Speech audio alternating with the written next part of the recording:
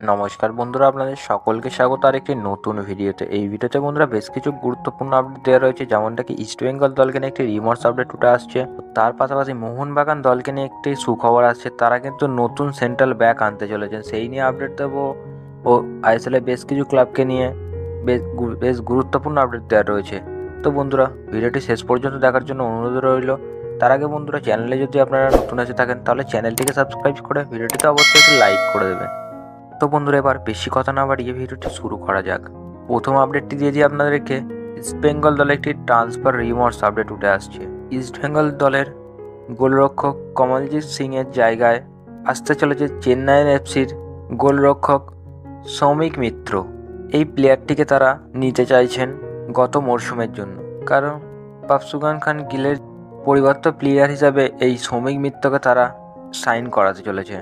এবার আসি বন্ধুরা, মোহনবাগান দলকে নিয়ে যে ট্রান্সফার আপডেটটি উঠে আসছে, সেটি হলো গত মরশুমের দল গোছানো শুরু করে দিয়েছে কিন্তু মোহনবাগান দল। তো সেই মতো তাদের সেন্ট্রাল ব্যাকের একটি অভাব বুঝতে পারছে, যার কারণে যতটা সম্ভব ব্রেন্ডন হ্যামিলের পরিবর্তে একটি বিদেশি সেন্ট্রাল ব্যাক আনতে চলেছে। যেমনটা কি শোনা যাচ্ছে, মোহনবাগানের মেলবোর্ন সিটি এফসির কার্টিস গোডকে সই করাতে চাইছেন।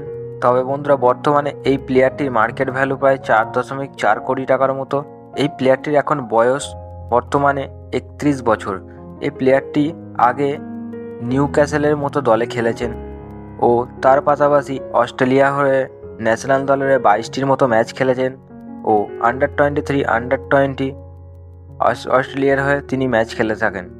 তো বন্ধুরা, বুঝতেই পারছো, বেশ অভিজ্ঞ ডিফেন্ডার। ব্রেন্ডন হ্যামিলের পরিবর্তে প্লেয়ার হিসেবে একদম ঠিকঠাকই প্লেয়ার।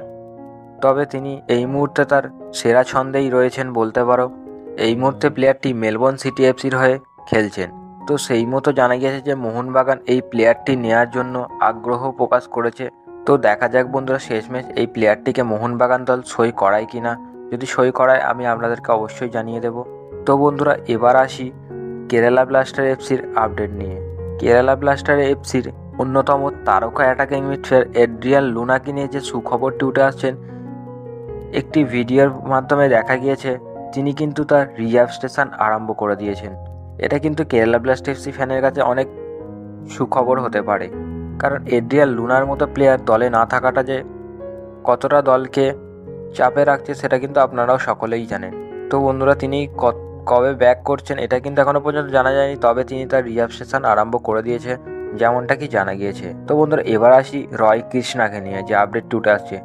উড়িষ্যা এফসির রয় কৃষ্ণার 3টি প্লেয়ার রয় কৃষ্ণা, সাই গার্ডার ও কার্লোস ডেলগাডোকে তাদের কন্ট্রাক্ট এক্সটেনশন করতে যাচ্ছে না কিন্তু উড়িষ্যা এফসি।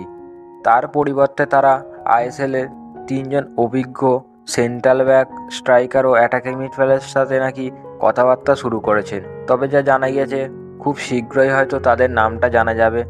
তবে রয় কৃষ্ণার মতো প্লেয়ারকে ছেড়ে দিলে কিন্তু অন্য দল কিন্তু তাকে নেয়ার জন্য একেবারে রেডি হয়ে বসে আছে বলতেই পারো তোমরা। তবে রয় কৃষ্ণা তিনি আদেও ভারতে খেলতে চাইবেন কি না তার অস্ট্রেলিয়ার পুরনো দলে ফিরে যাবেন, সেটাই এখন দেখার বিষয়। তো বন্ধুরা, এই নিয়ে আপনাদের কি বক্তব্য অবশ্যই কমেন্টে জানাবেন।